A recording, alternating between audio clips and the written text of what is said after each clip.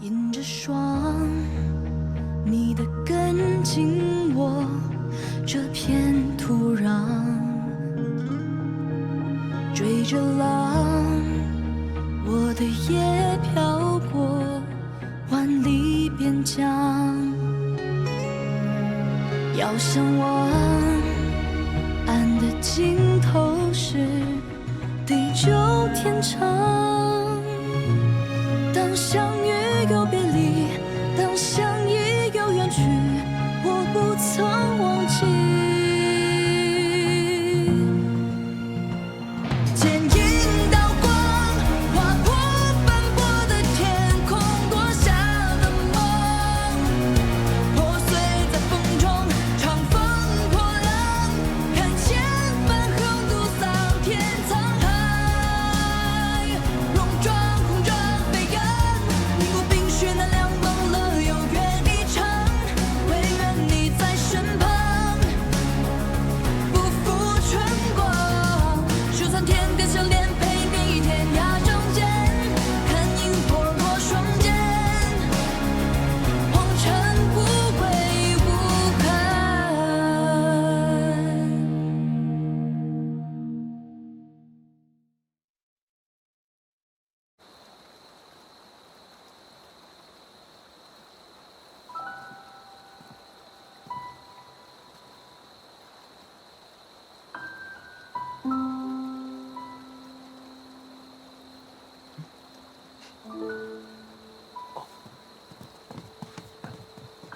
哎呀，快点儿！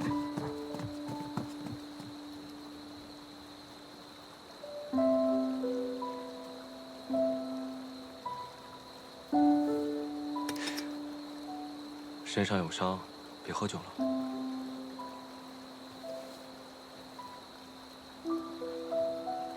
那日我们在太清宫，现在想起来，真是恍如隔世。是啊，阿英，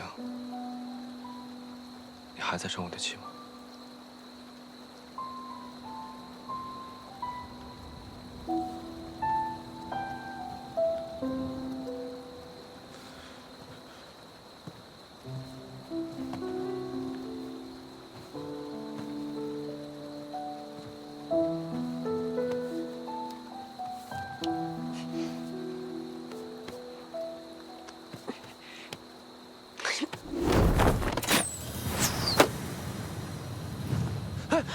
你干嘛？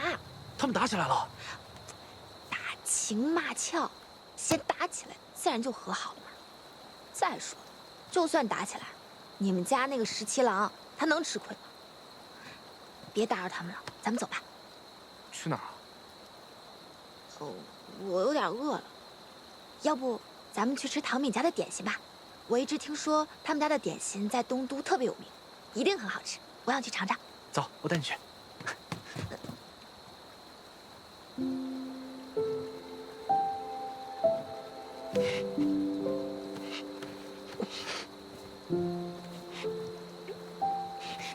你干什么？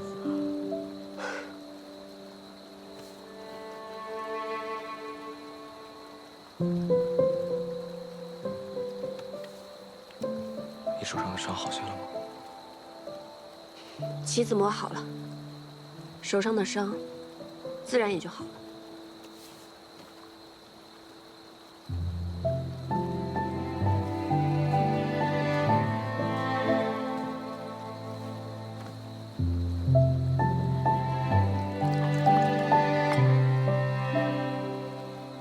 你为你们家公子亲手打磨了整套棋子，连自己手受伤了都可以不顾，但你却没有亲手为我做过些什么。谁说我没有为你做过什么？你为我做过什么？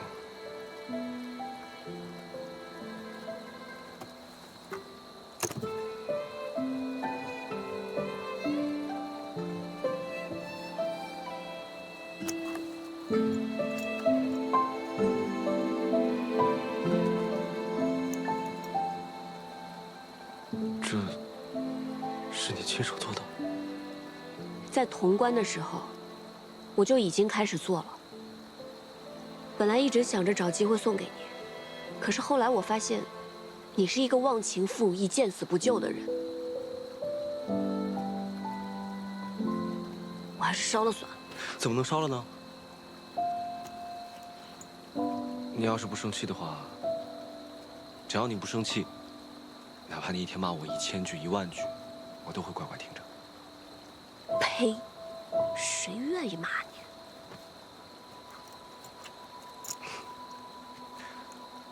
我打给你看好不好？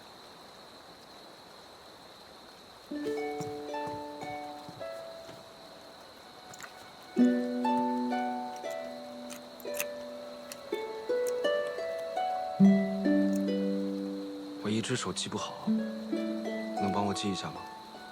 它不够紧，你看一下嘛，要不然你不就白送了吗？嗯。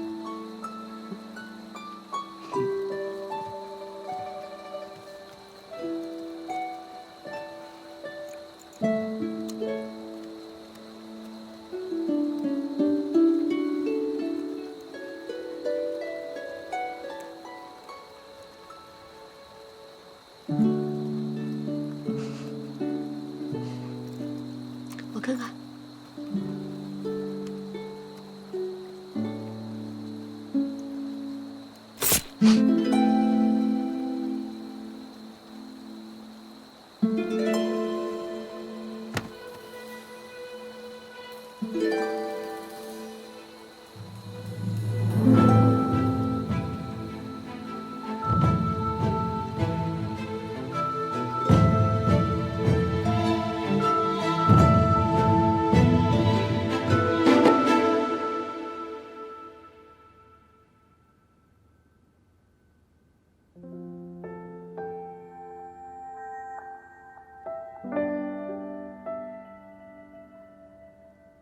你我终究是敌非友，今日一别，再相见时，恐怕要在战场上以命相搏。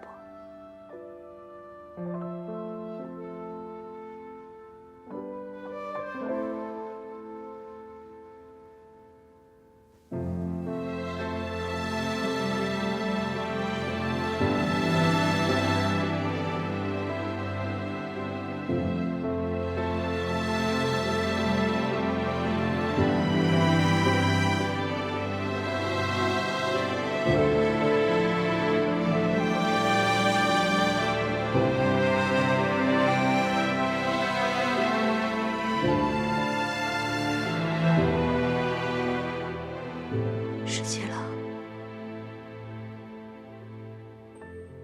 多保重。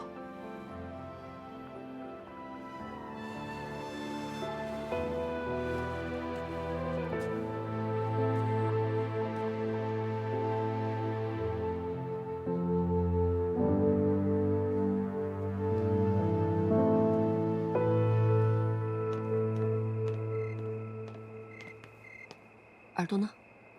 他晕过去了，我多次了2针，保管他3天都醒不过来。真狠。下回教得好。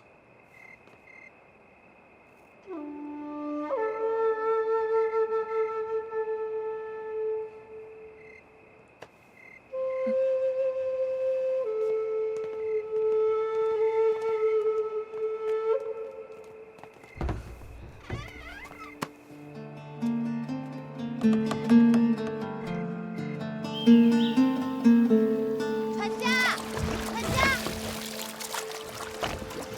麻烦把我们送到对岸，越快越好。快了，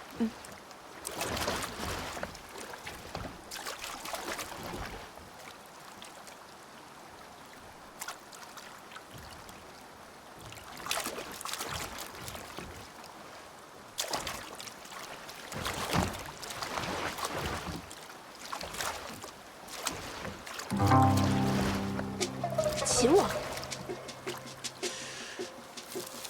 哎呀，你叫我呀？嗯？哎，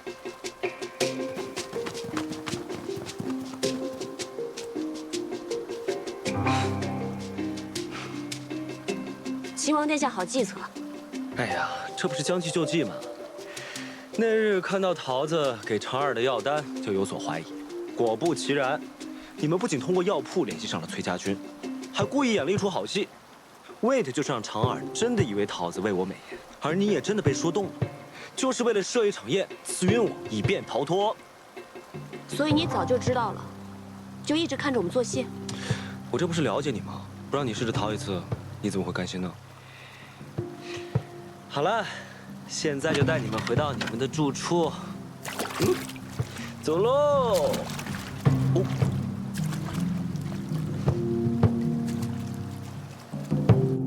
大都督，前往崔家军中的使节，被崔乙抽了一顿鞭子，逐了回来。哎呀，崔乙这个脾气啊，倒是一点都没有改。崔家军的前锋已经到了九曲口，看样子是想渡河。若崔乙渡河，与李逆联手合围夹击西长京，京中又人心动荡，只怕于大局有碍。大都督，咱们要不要趁他渡河，中流击之？崔乙素来老辣，他若是敢从九曲口渡河，势必要想到那里河滩水浅，渡河易，伏击也不难。不对，他是不会从九曲口渡河的，8成是虚晃一枪。崔乙的儿子不是被人劫杀了吗？我看他此番未必是冲着咱们西长町来的。放他渡河。大都督，若崔家军渡河之后，与李逆放他渡河。他若是敢火中取栗来攻我们西长京，那我就跟他决一死战。他要是奔洛阳去，那我就派出兵马，趁隙剿灭李逆。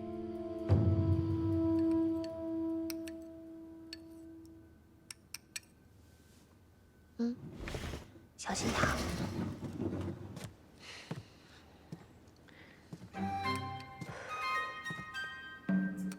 桃子，你们家校尉身体如何？还缺药材吗？托殿下的福，药材倒是不缺了。你心里明白，我们校尉的病都是被你气出来的。哎，这可糟了。说些让你们家校尉更生气的话吧。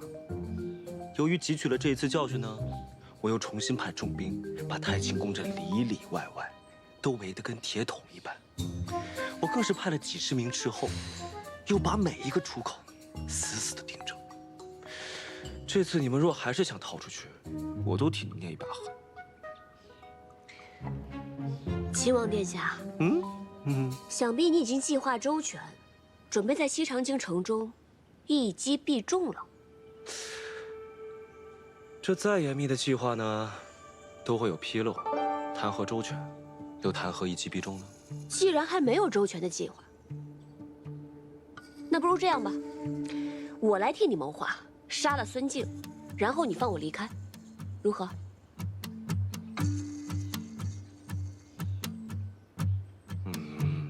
这不划算，我不答应。我竟然不知道殿下如此看重于我，小小女子，难道还贵重过孙子呀？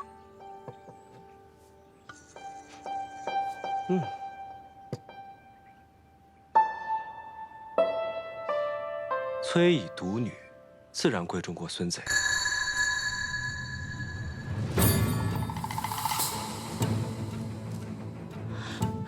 原来你早就知道我们校尉是大将军的女儿。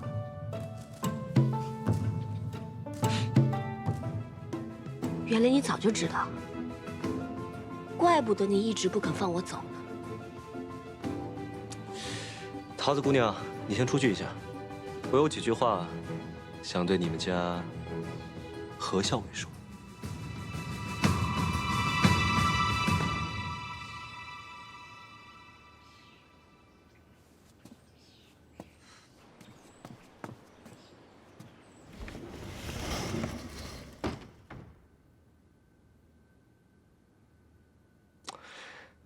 其实我在救了你之后，我写了一封信给崔大将军。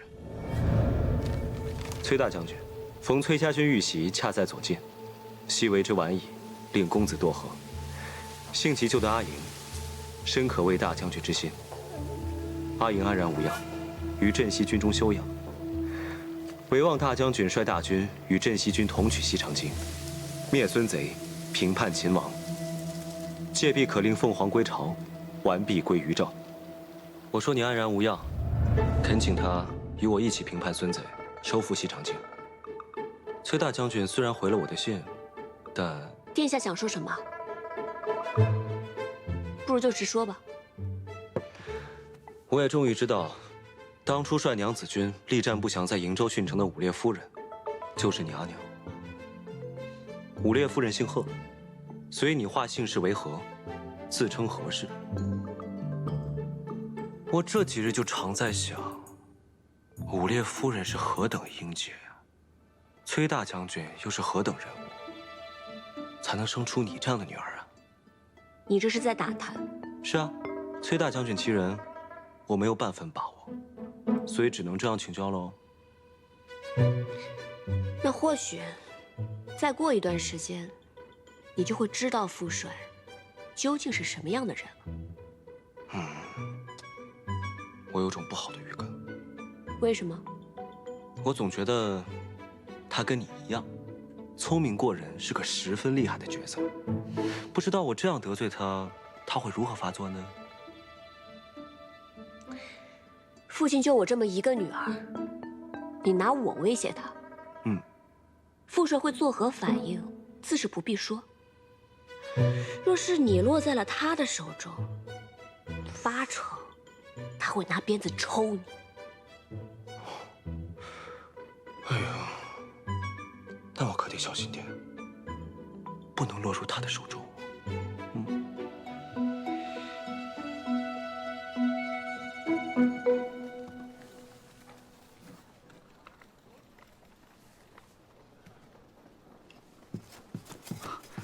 大将军，前锋诸部已尽数渡河。中军罢营吧。罪魁祸首竟然藏匿在洛阳城中，敢杀我儿子，我崔家军当然要还以颜色。什么？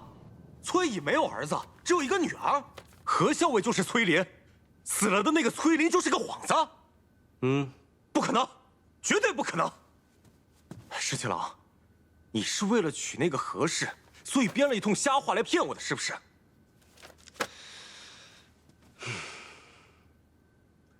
你仔细想想，从前崔公子对何校尉的态度，你再仔细想想，我有没有必要骗你？原来如此，所以你才把他扣在了太清宫，不肯放他，然后在这里布下重兵。你是想用他来胁迫崔乙？这怎么能说是胁迫呢？自然是请平凉大将军崔乙，看在我们镇西军援手相救他爱女的份上，与我等一起，秦王平叛，收复西长京。喝药啦！来来，今天秦王送的花还挺好看的。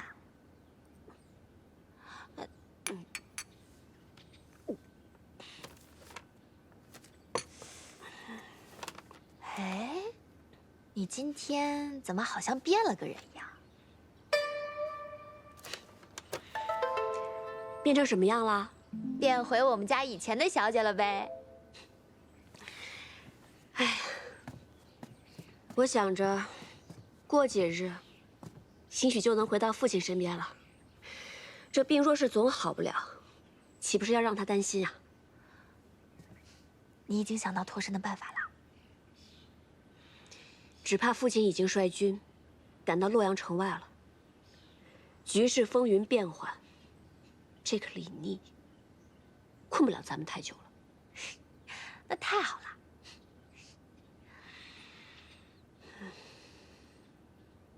我只是在想，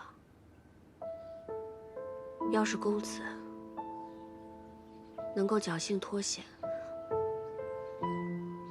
那就真的太好了，不然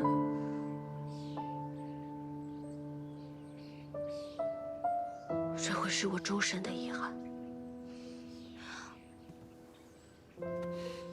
好了，如果公子知道的话，他也希望你能够不要多想，保重好自己。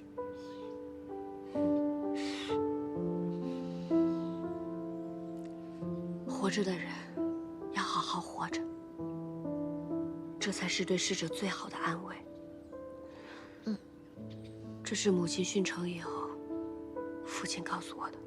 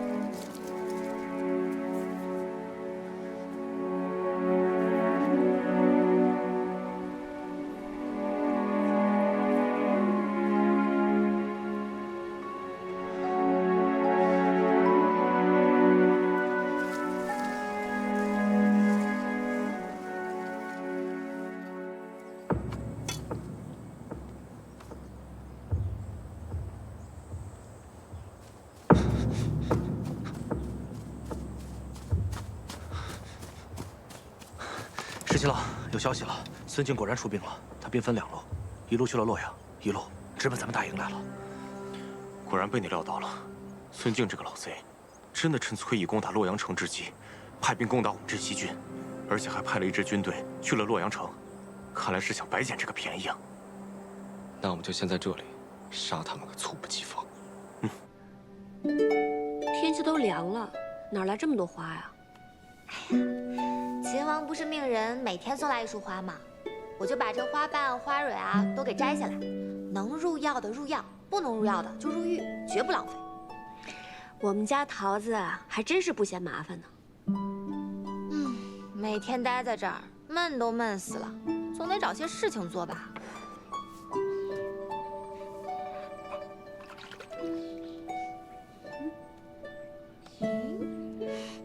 这之前秦王送来的衣饰还真是挺好看的。小薇，我觉得你还是这样打扮最好看了。你呀，就是喜欢我打扮成这美娇娘的样子。咱们校尉在军中那也是十分的英姿飒爽，但你难得像今日这般精心打扮，我还是觉得你这样最美了。今日怎么秦王迟迟没来？我猜他肯定是被什么事情给绊住了，搞不好副帅已经到了。洛阳城里可得争口气了，能挺一刻是一刻。若洛阳城破了，孙敬的人马马上就会调转过来和他们会合，来夹击我们。到时候啊，就大大的不妙了。老四，咱俩赌一把。什么？就赌这洛阳城，他能守到几时几刻？不跟你赌，不跟你赌。洛阳恐怕是一时半刻也守不住。嘿，一帮莽夫！如今只能指望崔乙能够阻孙敬一族了。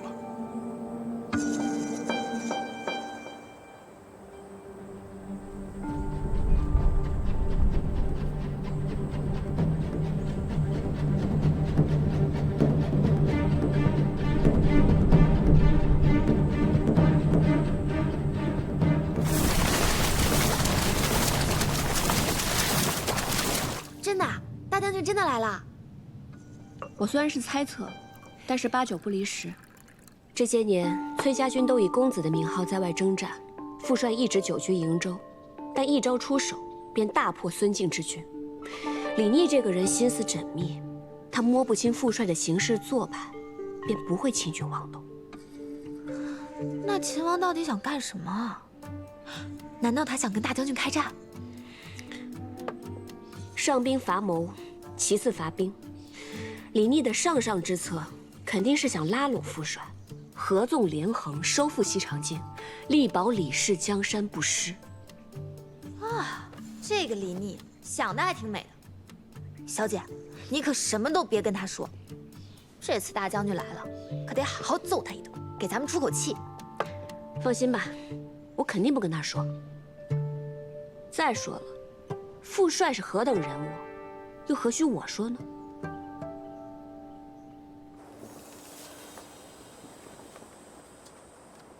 十七郎，俘虏已经全部安排好了，而且还有些伤兵，也给他们上了药。咱们这一仗又折损了孙敬不少人马。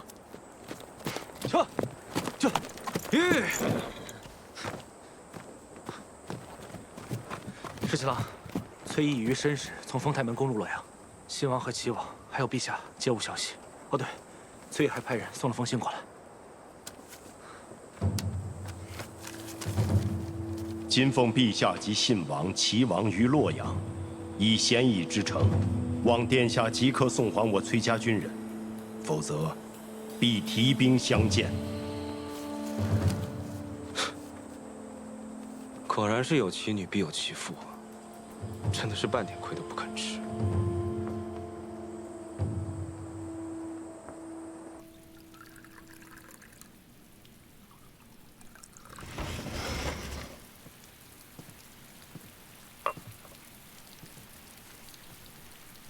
殿下，请用茶。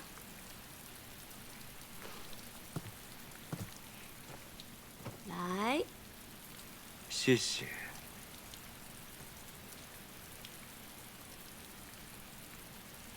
这护腕还带着呢。是啊，取银针时费了些功夫，之后就再也没有取下过了。连护腕都只有这一个，殿下何至于如此窘迫？若有人愿意再送我一只，我自然乐意收下。殿下军务繁忙，既特意到此，想必是我父帅令殿下看到了他的诚意。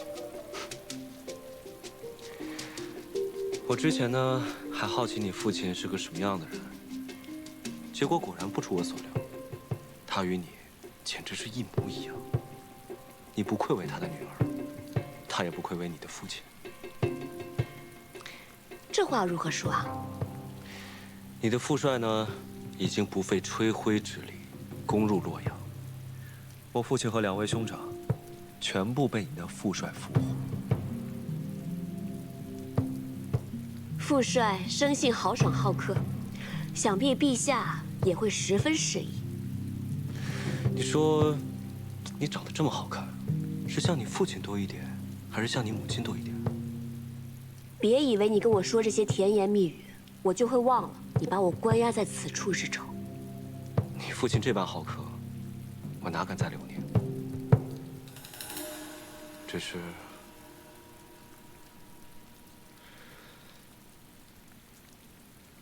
是仅此一别，再相见时，不知何时何地。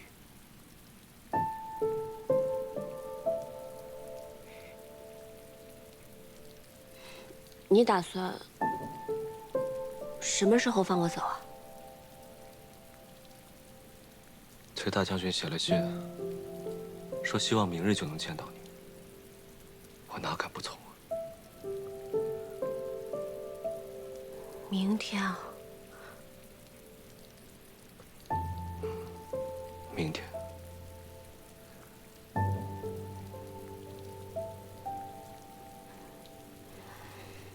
实在太快了吧？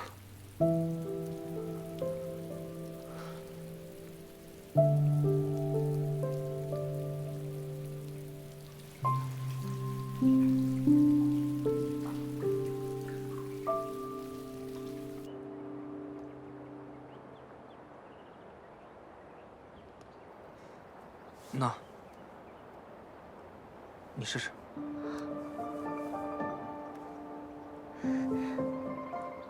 你真的做出来了？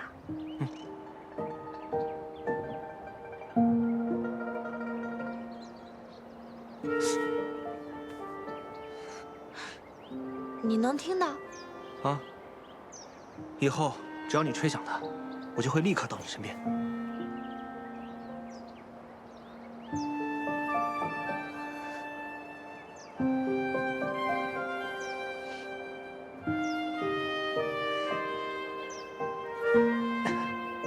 我在这儿呢。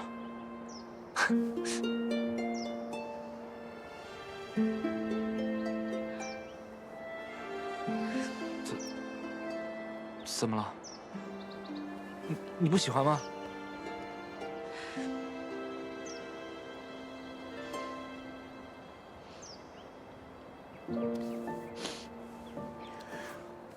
我很喜欢，我就是想吃猪耳朵。我给你去买。哦，你别难过，我很快回来。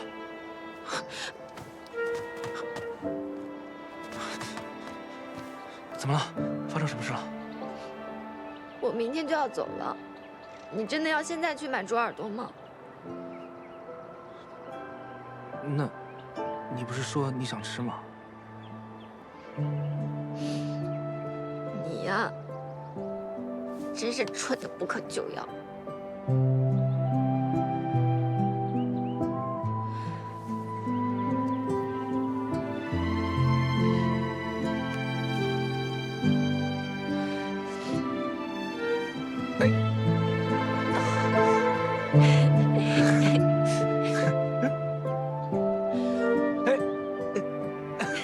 在这儿呢。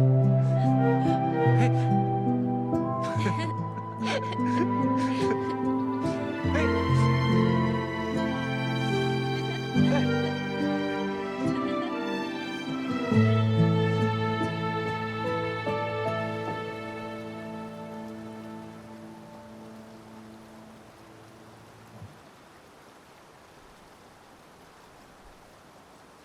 十七郎，你不是说这周围有重兵把守，还有好多斥候吗？是啊。那如果我们从这儿悄悄溜出去，会有人发现吗？试试。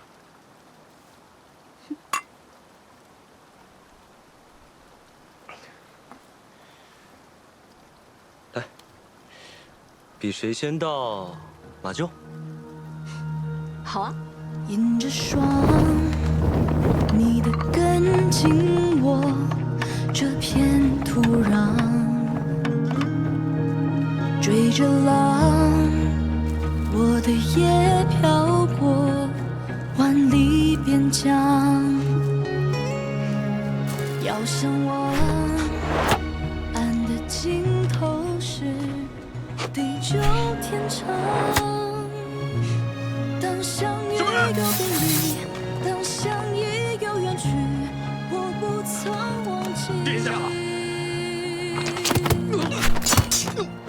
剪影刀光，划破斑驳的天空，夺下的梦，破碎在风中，长风破浪，看千帆横渡桑田沧海，空中飞扬。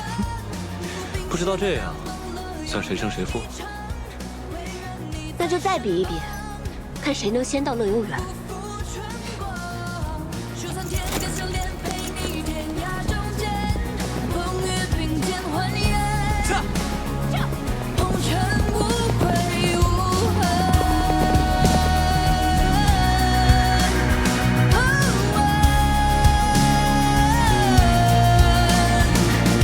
夕阳下正那边，陪你天涯中间，看萤火落双肩，红尘无悔无恨。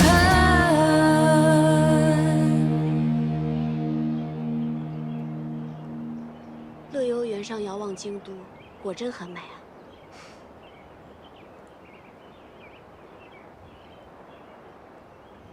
其实，我一直都很好奇，你究竟是怎么样知道我的身份的？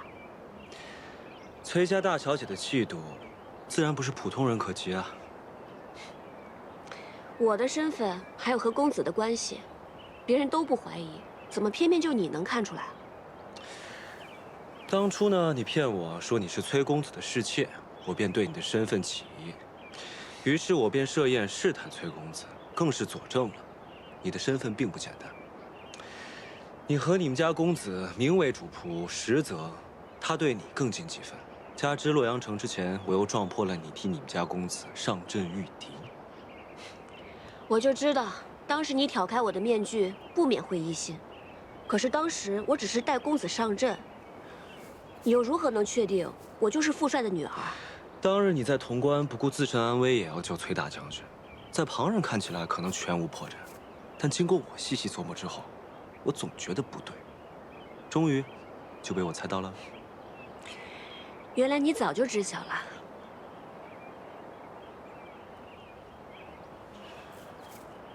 你知道吗？我常常在想，如果你不是崔家女儿，我也不是李氏子弟，我们之间会不会就不会有这么多隔阂和波折？十七郎，身份天注定，你我都无可奈何。是啊，当初战乱突起，我以为这乱世是无人能救了，不忍看天下黎民百姓遭受战乱之苦，所以便请求父帅，让我跟公子率我们崔家军南下。当时不过是为了能够早日让天下平定，但是没想到李家却出了你这样一个人。出狱之时，有没有令你颇为头疼？彼此彼此。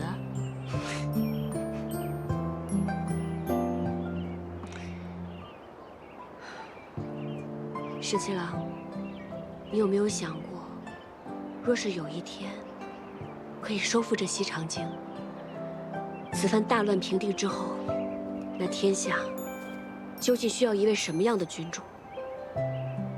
你的父皇年事已高，信王、齐王皆非良主。还有太孙，我想将太孙寻回来，劝说父皇立他为主君。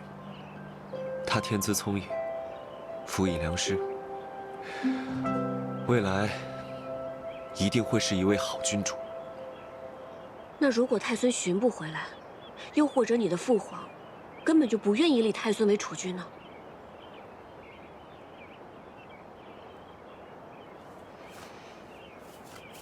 我们私奔吧。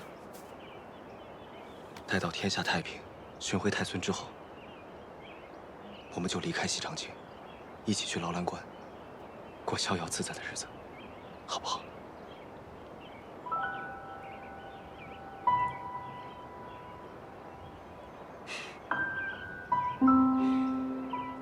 虽然知道不是真的，但是听你这么说，我还是很高兴。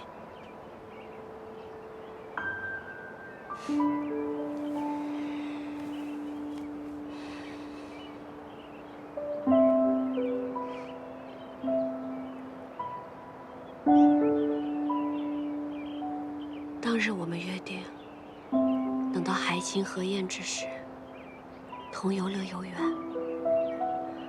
可惜天下未定，明日我们就要各奔东西了。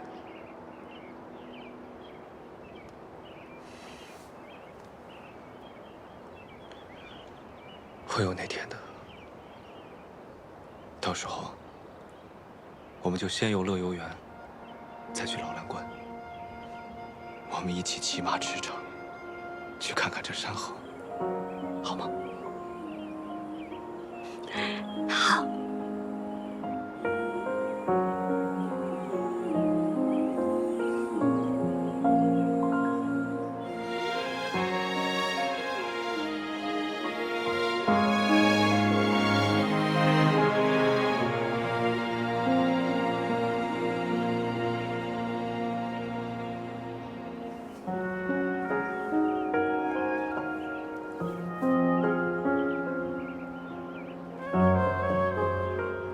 明日分开，再见，就不知何时了。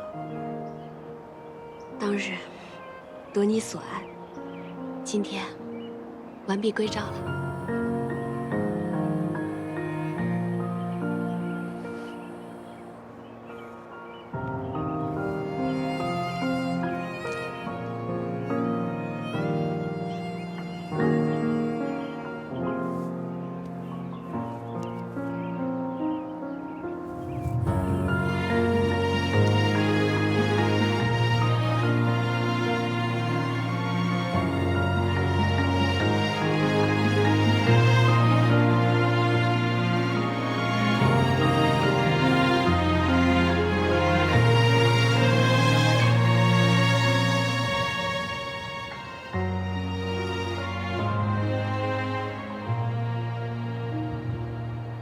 阿莹，你跟你们家公子真的是从小一起长大的？我看你是对这件事情尤为在意。那当然了，我第一次见到你们就那么亲密，我心里就不舒服。那你为什么还要问？公子他八成已经不在人世了。我就是想听你对我说清楚，我心中便不再有猜忌。以后呢，保证也不问了。公子的本名叫做柳成风，小的时候他救过我。他父母早亡，所以爹爹就把他收养成了义子。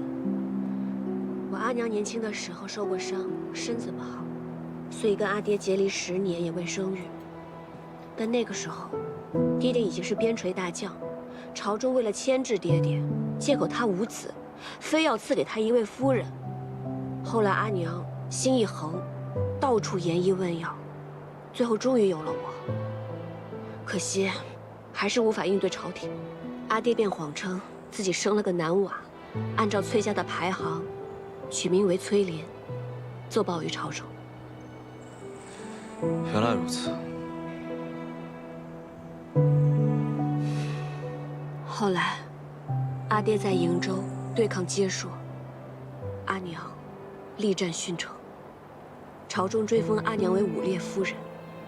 阿爹感念阿娘的情谊，再未续弦。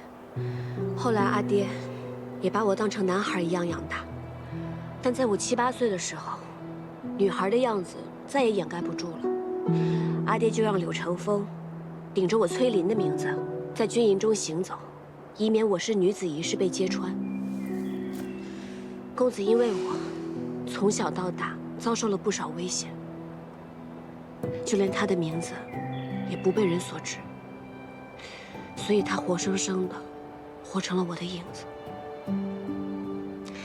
我们俩从小一起长大，我把他当作兄长，自然要比旁人亲近一些啊。你把他当兄长，他心里可不这么想。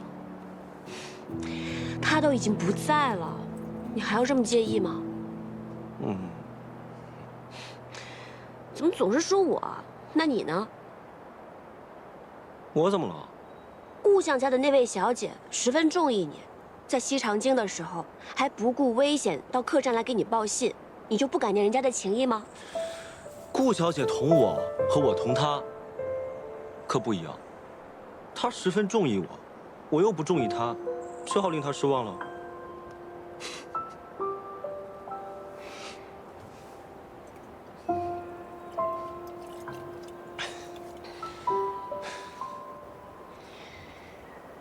对酒当歌，人生几何？十七郎，你唱首歌给我听好不好？我哪会唱歌啊？我就只会哼一哼劳兰关的小曲儿。劳兰关的小曲儿也好啊，我想听。这些乡野民歌啊，可比不上阳春白雪，都略显粗糙了一些。崔小姐，多担待。绝不嫌弃。好。劳兰河水18弯，第一弯就是那银松潭。银松潭里的鱼儿飞呀，比不上那姑娘推开了窗。劳兰河水18。唱的不好啊？是有点走调，那你还让我唱？但是很好听。真的吗？嗯。那我认真唱一遍。好。那我要认真站起来唱了。老蓝河水18弯，第一弯就是那银松滩。银松滩里的鱼儿飞呀，一湖上红扬的波儿美。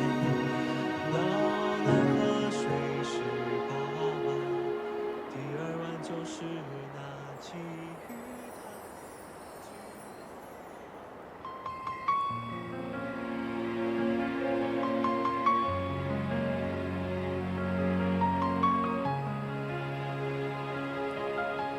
可以啊。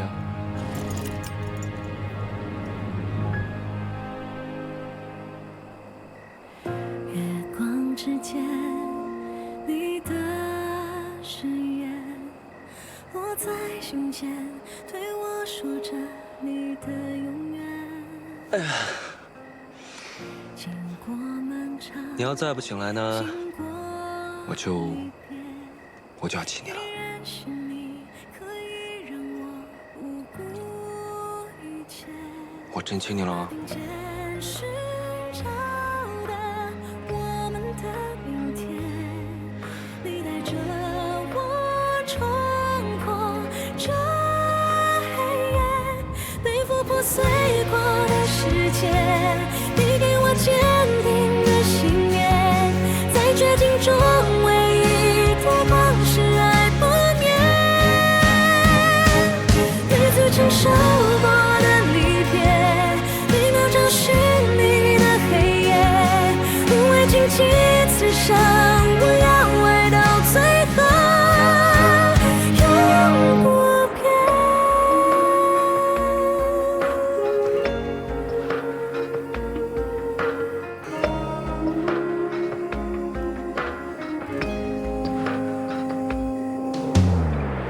越过黑夜，绝境冒险，让心之裂，你在身边，我的身边，奔赴着永恒的我们的誓愿，生长着倔强着不妥协，踏过命运背负执念，也不放手和你并肩，在破碎中完整我和你的世界，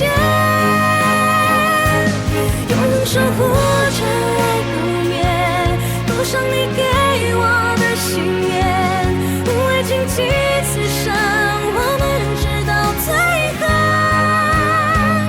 和你并肩冲破黑夜，守护着我们信念，牵着你的手，直到时间的尽头，永恒守护着爱不灭，我们都穿过黑夜，无畏荆棘刺伤，十七郎，我们走吧。永不变。